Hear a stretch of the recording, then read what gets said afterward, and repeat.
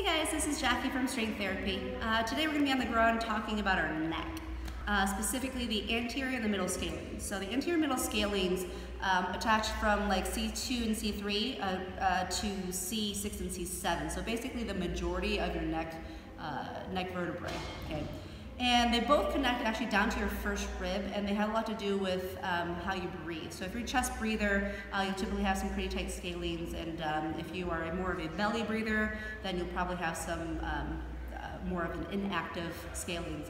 Another thing that you'll notice with people with scalene issues is that their cervical spine also might not be in a good shape. So you're supposed to have like if I'm laying down this way, you're supposed to kind of curve inwards, upwards this way. Okay, well, inwards and upwards, so.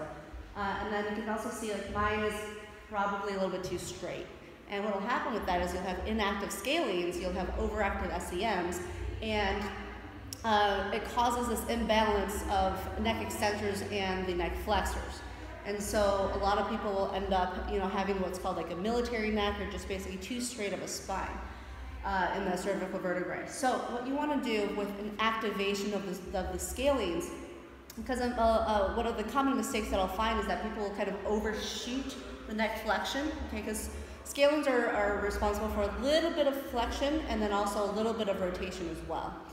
And so what will happen is that these bigger neck flexors will typically tend to take over the function of the neck flexion, so that the scalenes don't really get to do that much anymore. So they'll start to like lift their entire head up, or they'll use their thoracic vertebrae to kind of lift everything up as well. And the movement will be a little bit too big. So just going over some more specific activations and what you want to do to target those scalene muscles is we're going to be isolating just the neck and not using the thoracic spine whatsoever.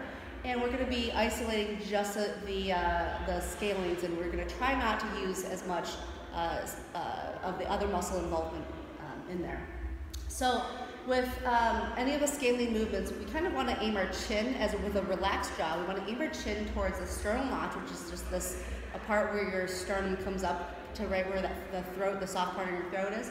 So to there, and then also to the first third of your clavicles. Okay, so like on this right side over here, it's going to be about a 3-finger width from that first bony protrusion right there. So that portion right there is where you're going to want to aim your chin to.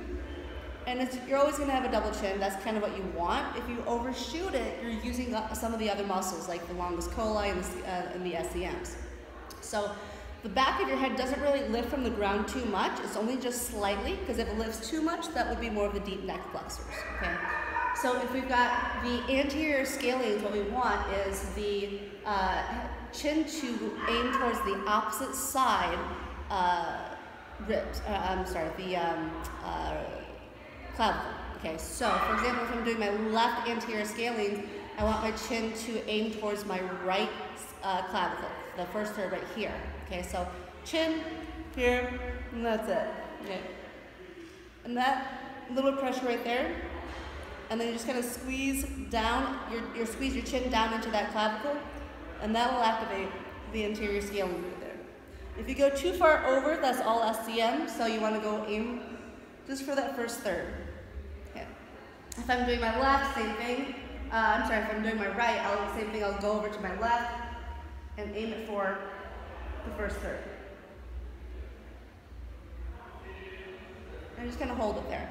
If I want to do my middle scalene specifically, I'll aim my chin towards the sternal notch, and I'm going to be applying a little bit of pressure towards one eyebrow or another in a line that goes to the back midline. Okay, so for example, if I'm going to be doing the left middle scalenes, I'll be having my chin aim towards the sternal notch. I'll be applying pressure from my left eyebrow, going in a backwards and middle direction, because my head's going to be turned a little bit. Or I'm sorry, because my eyebrow's a little bit off center. And just like that. And something that you want to watch out for with any type of scalene activation is that the chin doesn't come up. When the chin comes up, that means that other muscles are starting to take over, and we don't really want that. Okay, so you don't want to go till fatigue, you just want to go till you have some good repetitions using proper form. Okay, so again, from here, keeping the chin tucked,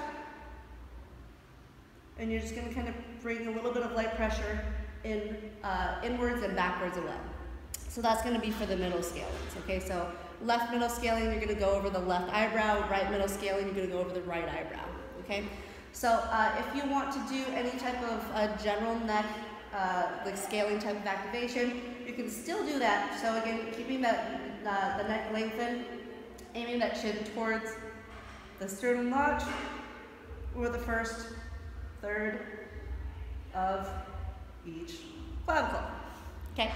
So you can try that, again, keeping the thoracic spine just kind of relaxed, and also trying to keep your head from turning too far over, and also from lifting your head too far up the ground like that, okay? So give those a try and see how you feel with those.